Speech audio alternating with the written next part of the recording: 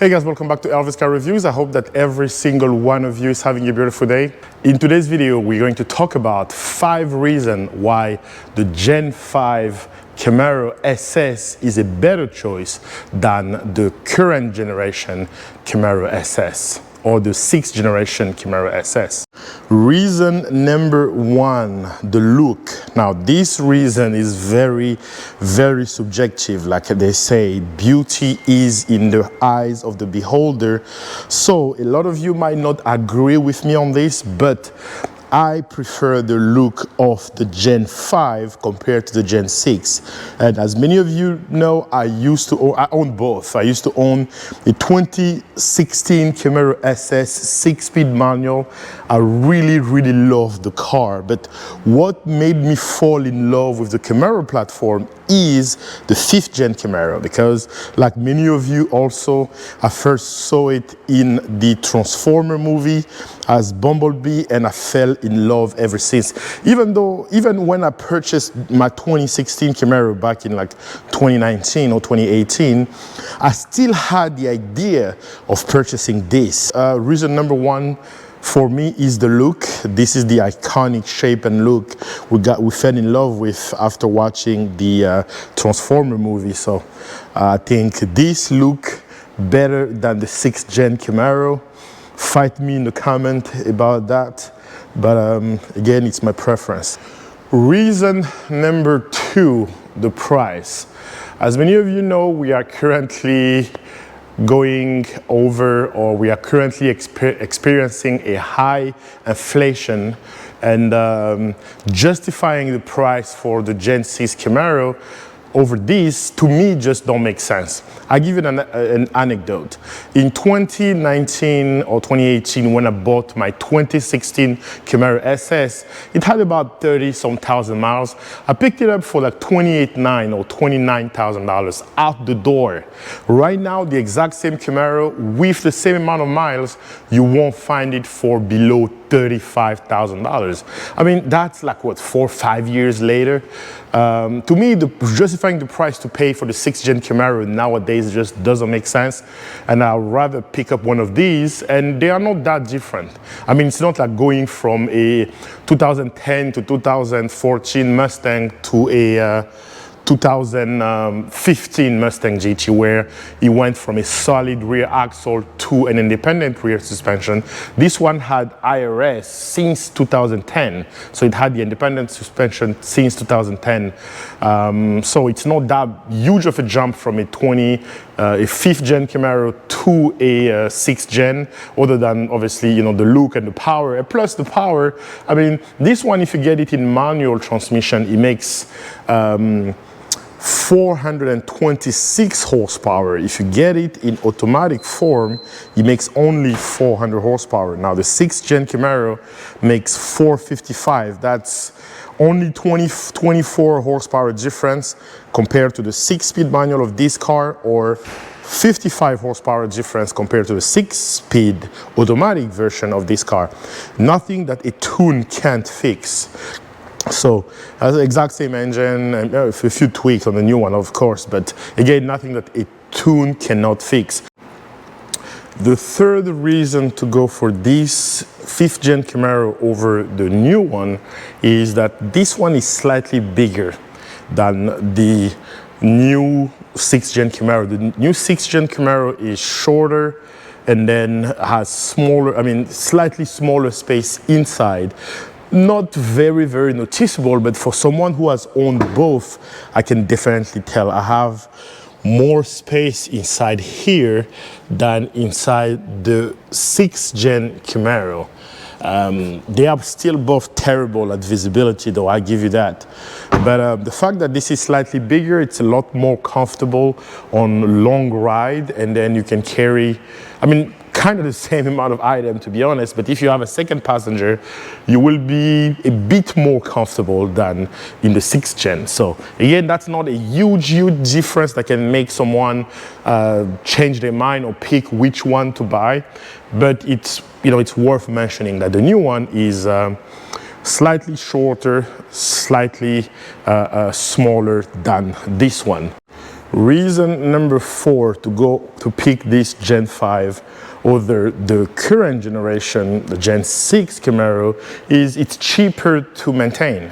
It's been in the market longer. The aftermarket support is a lot more than the Gen 6.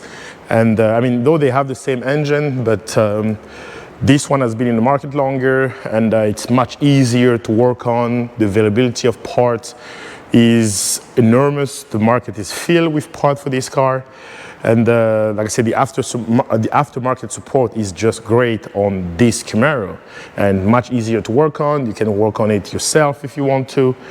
And you can easily find a video on how to on these cars.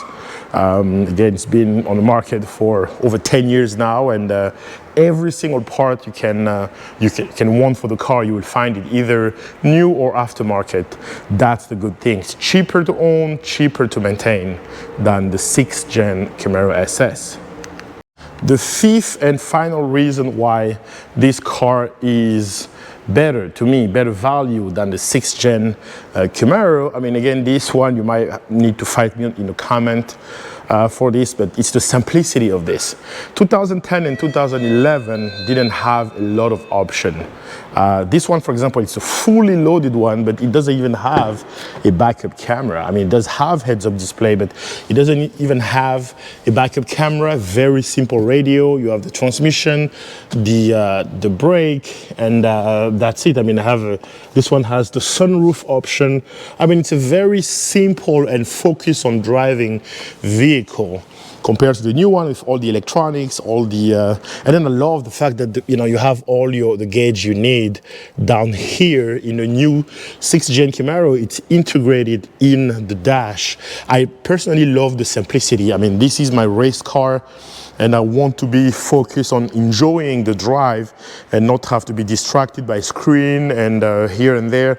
And like the CEO of Bugatti said a couple of years ago, even though he backtracked on his words, but he said one of the reasons why the Bugatti Veyron didn't have any screen is because they wanted it to feel timeless. They wanted it 60, 70, 100 years from now to look current, because a screen can make a car look outdated. Like, you can notice it with the trend of cars. Some car came with a screen down here, other push it up, and now you have cars with screen on top here, other that have integrated screens. So the screens inside don't usually age well, and they can make the car feel outdated. So that's why the Bugatti Veyron at least, and the Chiron, I believe, didn't have any screen. But now with the Bugatti, I say it in French because in English there's no way to say it.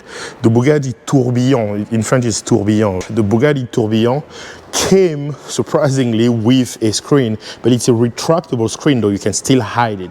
So I think this interior look, the simplicity of this interior will make this car age very well compared to the 6th generation. And also, the Camaro is going away.